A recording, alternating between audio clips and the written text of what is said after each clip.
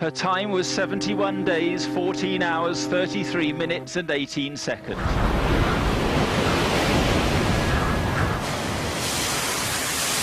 To break around the world record, you have to be fast. And to be fast, your boat needs to be light. You take with you the minimum of resources, and you manage them down to the last drop of diesel and the last packet of food. And no matter how tired you are, you do that, because you're so aware they're finite. And when I stepped off that boat at the finish, I began to question, is our world any different? I want to take you on a journey, one which led me to give up competitive sailing to focus on a much greater challenge.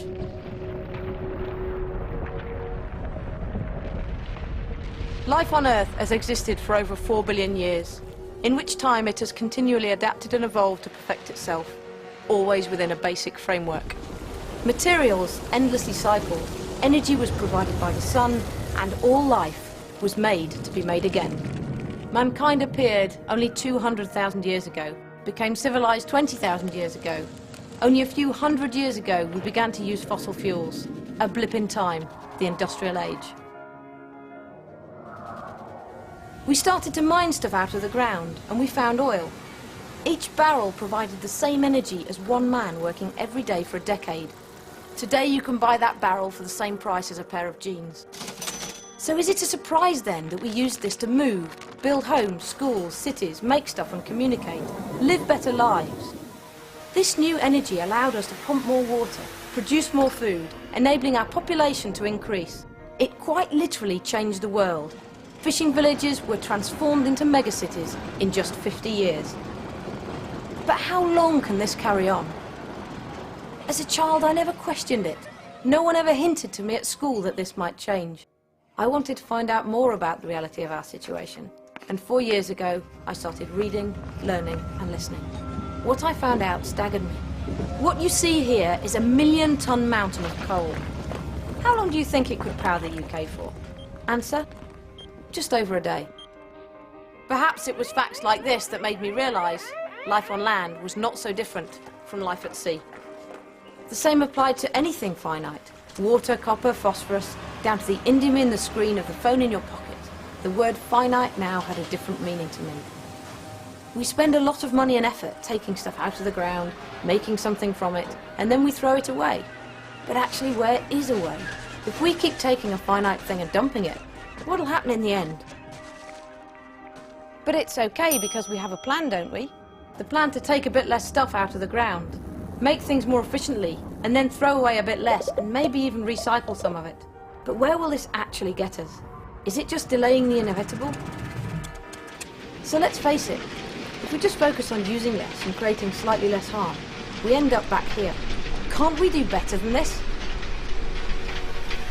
Living systems have proven themselves to create an abundance of stuff, and successfully, for billions of years. It looks almost like now we're trying to function outside the rules, like our operating system's broken.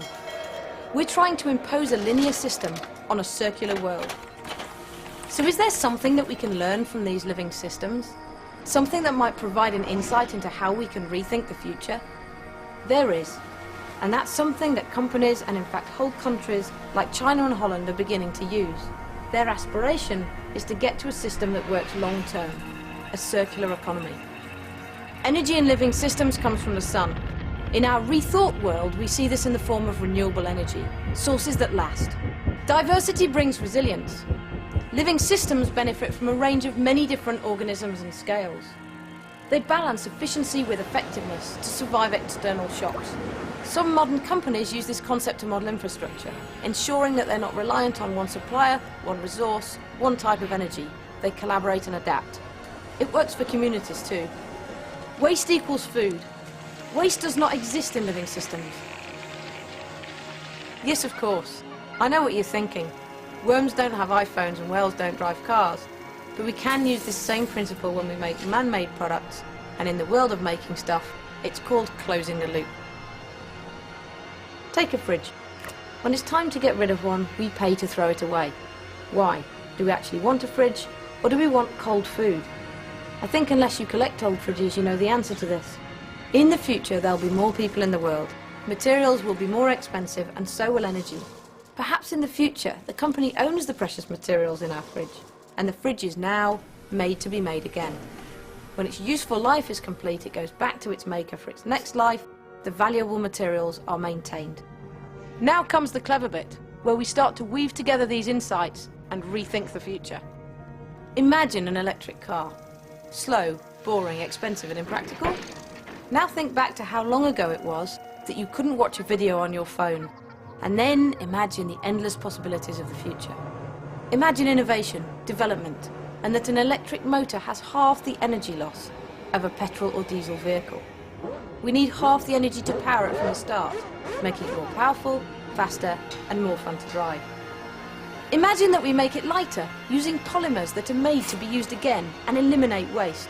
Imagine to make it cheaper. The maker owns the battery, and we have battery stations rather than petrol stations to make the range further and further. Imagine we connect our car to our house, which is linked to the national grid. Houses and cars then act as capacitors, so during ad breaks when the nation turns on its kettles, we can avoid firing up a power station. So if we can work towards a system where stuff is made to be made again, where we use renewable energy to make and move things and we celebrate diversity, can we not rethink and redesign the future? A future that can actually build capital, not just eke things out a bit longer. Switch to using things, not using things up. It's not just about technology, but creativity, and about how we can learn from a model that's been tried and tested for billions of years. We have a window of opportunity to make this transition, and it's up to us to take the first step. Assume nothing. Question everything. Rethink the future.